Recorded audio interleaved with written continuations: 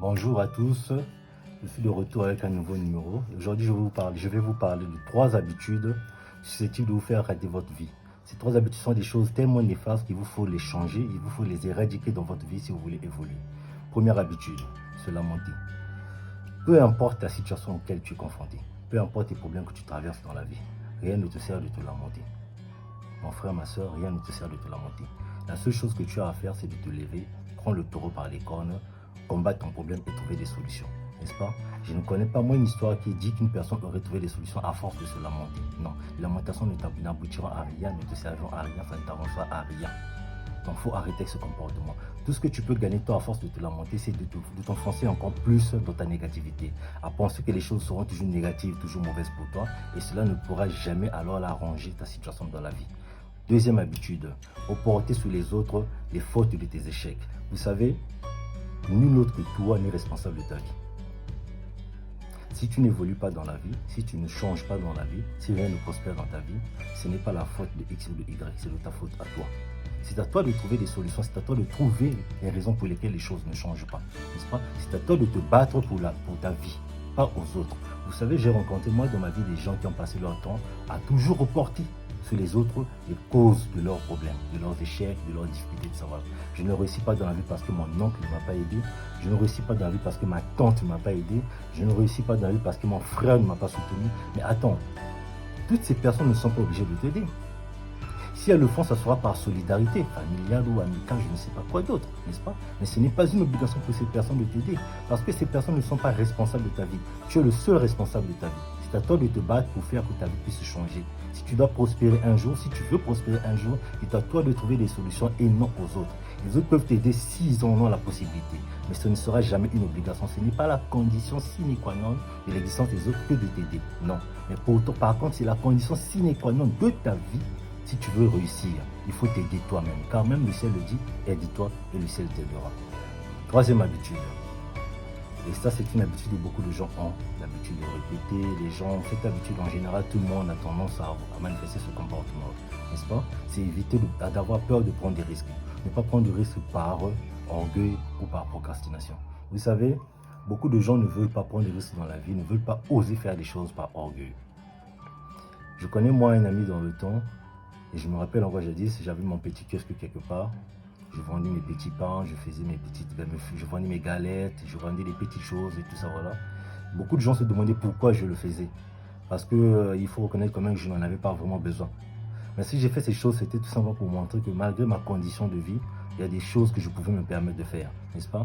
Dans le commerce, si tu veux réussir dans la vie, tu dois toujours mettre ton orgueil de côté, n'est-ce pas? Il ne faut jamais se dire, moi je suis enfant d'eux, je suis né d'un certain rang social, d'une certaine classe, je ne peux pas me permettre de faire tel ou tel travail. Mon frère, arrête avec ce comportement, mon frère.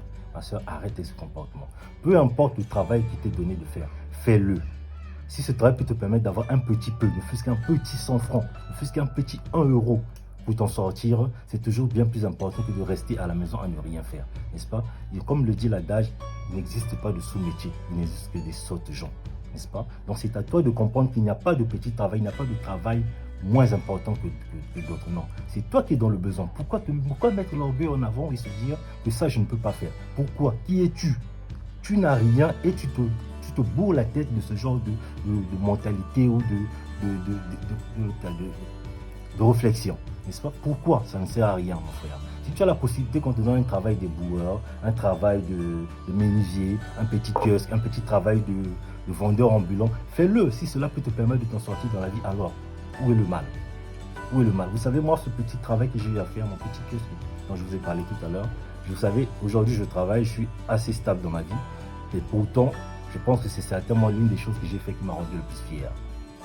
Parce que je me rappelle que c'était tellement beau pour moi de pouvoir servir les gens, de pouvoir vendre des pains, de pouvoir vendre des galettes et tout. Ces choses m'ont rendu tellement fier que tout ce que je gagnais à travers ce petit travail-là me faisait trop plaisir, n'est-ce pas? Que ce soit 25 francs, que ce soit 100 francs, je n'ai pas gagné des millions à travers ce petit travail-là, non.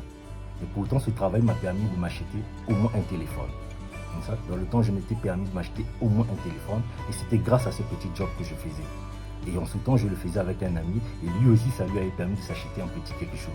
Vous voyez? Donc, il n'y a pas de sous-métier. Il n'y a pas de sous-métier. Par procrastination, pourquoi? Parce que beaucoup de gens pensent qu'à force de rester à la maison, les autres vont se battre pour vous. Tu es là à la maison, mon frère, ma soeur. Tu es là assis, assise, à attendre que les choses tombent du ciel. Ben non. Arrête d'attendre que les choses viennent à toi. Va envers les choses. Vous savez, moi, il y a un adage que j'aime bien qui dit, si la montagne ne vient pas à Mahomet, Mahomet ira à la montagne. Vous savez, j'aime beaucoup cet adage-là. Je ne sais pas si je le dis dans le bon ordre, mais bon, vous avez compris ce que je veux dire. C'est une façon pour moi de vous dire que quand les choses ne viennent pas à vous, c'est à vous d'aller vers les choses. Forcez les choses. Moi, les gens ont pour habitude de me traiter de téméraire. Mais les gens ne comprennent pas que si je suis téméraire, c'est parce que je n'ai pas pour habitude d'attendre que les choses se fassent. Non. J'aime trouver les solutions aux choses. J'aime trouver les solutions aux problèmes. Je n'aime pas rester à attendre que les choses se règlent d'elles-mêmes. Non. Quand je suis confronté à une difficulté, tant que je ne résous pas cette difficulté, je ne lâcherai pas l'affaire. N'est-ce pas? C'est vrai que je ne sais pas sur toutes les difficultés qu'il faut se figer, non. Mais en tout cas, les difficultés les plus importantes, celles qui sont nécessaires pour mon évolution, je me bats toujours pour pouvoir trouver des solutions à ces problèmes-là. Donc c'est une façon pour moi de vous dire, mon frère, mes frères, ma soeur, de ne jamais rester à attendre que les choses viennent à vous, de ne jamais rester croiser les bras à attendre que les choses se manifestent à travers d'autres personnes. Non. Vous savez, il y a un artiste que j'aime beaucoup, Youssoupha, qui dit, si je ne me trompe pas, pour moi, attendre, ce n'est pas rester là à ne rien faire. Pour moi, attendre, c'est agir en attendant. Être patient. Je m'excuse. Être patient, ce n'est pas attendre à ne rien faire. Non, être patient, pour moi, c'est agir en attendant. Oui, j'aime beaucoup cette phrase. Donc, c'est une façon pour moi de vous faire comprendre qu'en attendant que les choses se résolvent dans votre vie, battez-vous. Ne croisez pas les bras, n'attendez pas que les choses se fassent d'elles-mêmes, battez-vous.